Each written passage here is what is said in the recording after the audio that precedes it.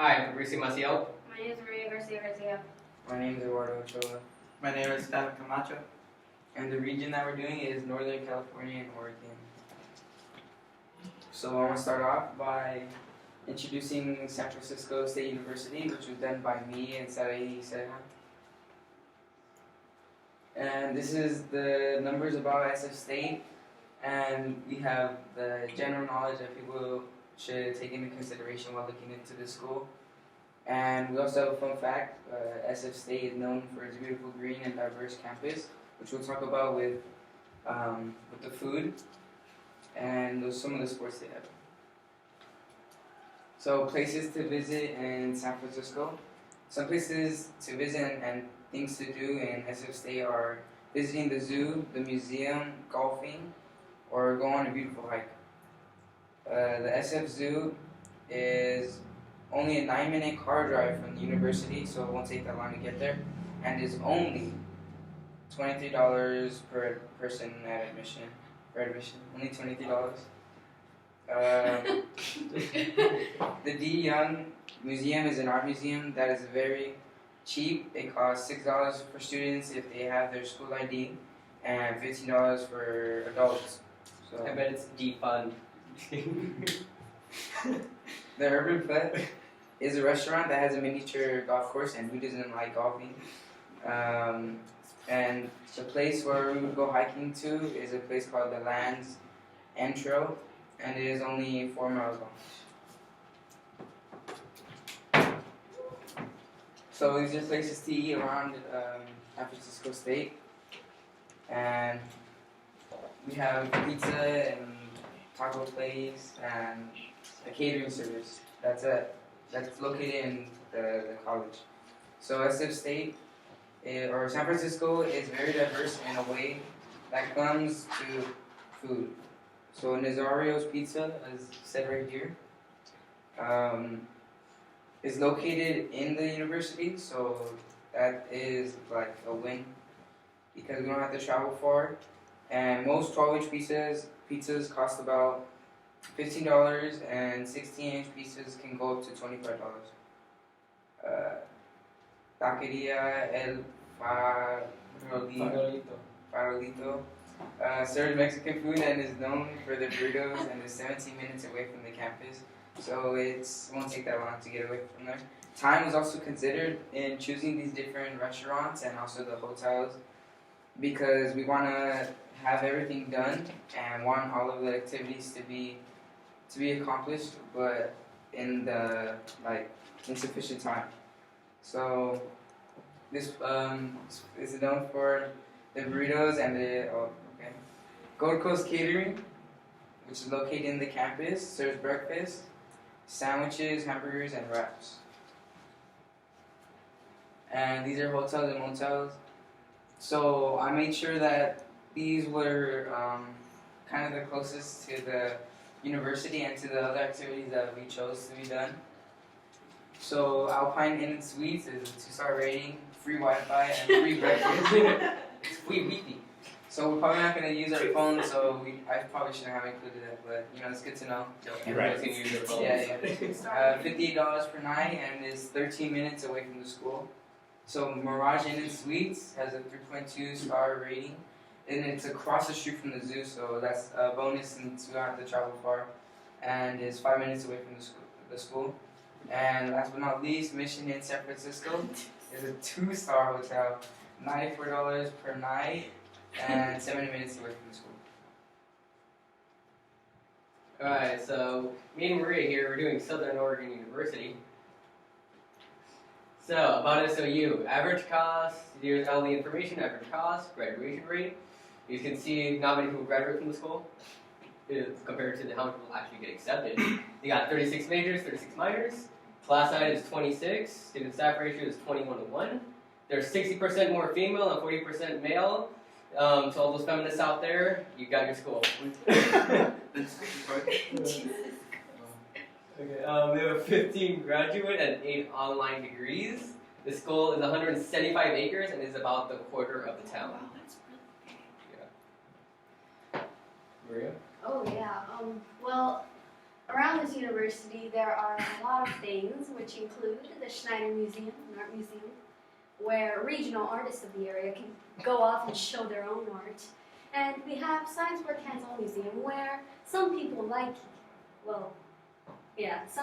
to get in on the action of some sciencey stuff. And, well, Science. yeah. And this is a museum which you can touch things. Wow. And last we have Lithia Park. This park is really naturey, more naturey than the parks I've been to, and it has really pretty views. You can go over there and just, lay down, look at the stars or the sun, get blind. Well, besides that, just have a little fun in the park. We always need one of those good park trips. Alright, the hotels and motels. It's the Cedarwood Inn. It has a pool, sauna, has a small dining room so we can all gather together and get an overview of what we're doing. It has decently good looking rooms. I put the rooms on on all of these because sometimes you never know how good the rooms are, if they're all messed up or not. Next is a flagship inn, Ashland. It's got a pool, Loki-style rooms, and a nice dining room for gatherings. Then it's a Timber Motel. It also has a pool, rooms with nice modern aspect with kitchen, and free brekkie. Okay, the places to eat. We have the Agave Mexican restaurant, popular with college students, and most per plate is about $13. Perfect for groups and tourists. Smithfield Restaurant and Bar. It's a gastropub, which means like it's beer and a lot of food and like a lot of American-style food and stuff like that. Yeah, but it's by the way, they also have a kids menu for us as well, so don't worry about that. It's good for groups and tourists and accepts reservations as well, which is good if we're trying to think ahead of what we're going to eat. Greenleaf Vegetarian Restaurants. This is a good place for all your vegetarians and healthy eaters. It's good for kids, accepts reservations, and most meals don't cost more than $13 to $20, and they are quick bites as well. The next university is UC Davis. Here are some information about the university. Interesting information about UC Davis is that companies like Apple and Amazon are seeking UC Davis graduates. And yeah, more than okay. Sorry. Around the university, there are a park which is named UC Davis Arboretum and Public Garden. You could go there in the morning, just relax. And then there's a farmer market. You could go there like in the middle of the day, like get some fruits, and you could go to the park, eat it, And then there's also you can go rock climbing. Sorry, it's Fun. Yeah, rock climbing. And there's also a theater. It's a jazz theater, just in case, Oh man, I got some good jazz DVDs here. You like jazz? That's Never mind. Yeah, that's all. Thanks. That's the B movie. Places to eat. You go, eat crepes. Who doesn't like crepes? Me. And a taqueria. Who doesn't like Mexican food? And In-N-Out. Lou, do you like I'm not gonna be in and out. Everybody likes In-N-Out. And hot dogs, Probably beats all the McDonald's we eat on the road. And hotels are a motel, which is like $77, non-profit. Yeah, you gotta get all that free stuff. And Days Inn by, which is free, breakfast, outdoor, pool, and yeah. And we also got family rooms in this place so we can fit more students in one room.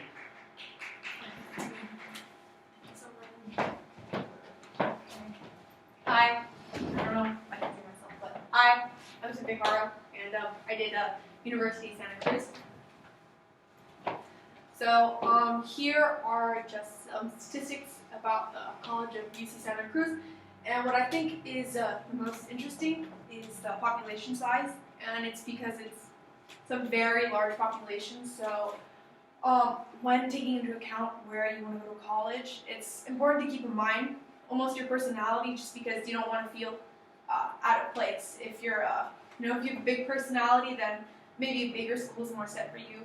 And if you have a smaller personality, a school with a smaller population is probably as good for you. Another interesting statistic about this school is the acceptance rate. I feel like this is a relatively high acceptance rate for this school. So here's some activities around UC Santa Cruz. UC Santa Cruz is most known for just being along the coast. So there's the boardwalk, very similar to the Santa Monica boardwalk. Main Beach boat tours, which I think is really cool because, we spend a lot of time, in nature, but we haven't spent any time on the ocean yet. There's the aquarium. You can walk around West Cliff Drive, and as you can see, because Santa Cruz is located on the coast, all of these are water-related activities. Here are some places to eat around the area. You want to get the most you can out of it, so these are very tourist attractions. So Mexican food, who doesn't like Mexican food, and there's vegan and vegetarian options. There's a bistro, again, vegan and vegetarian options. Yeah. And And then, also LGBTQ friendly for all and I people. think that's important because Santa Cruz, like San Francisco and Los Angeles, is a diverse area. So I feel like you can get the most out of going to inclusive areas, places. By the way, all these restaurants are on the campus of UC Santa Cruz as well. So you can just walk out, you can find these restaurants out there. And also if you want a good live music show, just go to Crow's Nest and you're good.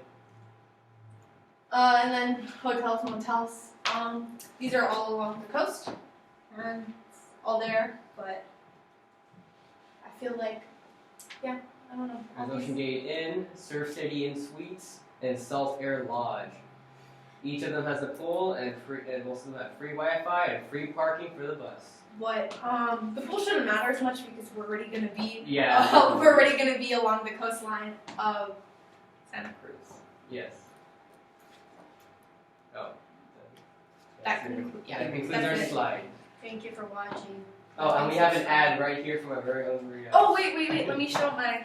You gotta like Sure. and survive. Okay, so this is just statistics about each and every college, but it's kind of separated by the days, and it has the easiest route to hit every single location, or just to rough it out. We start here, and then to make it easier, save gas, save time, you want to hit the closest.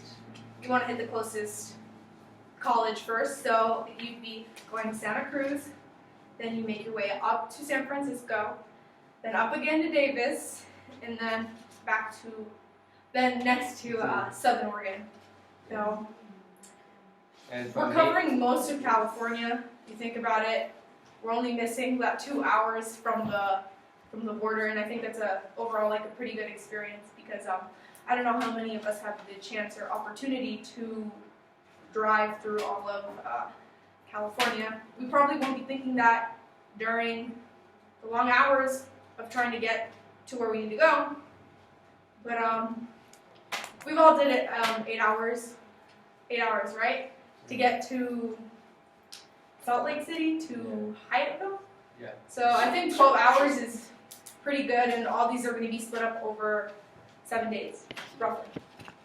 And the longest ride for all of us in this tour will be from Davis to Oregon. That's going to be the longest one. We're going to be driving through the farms and all that.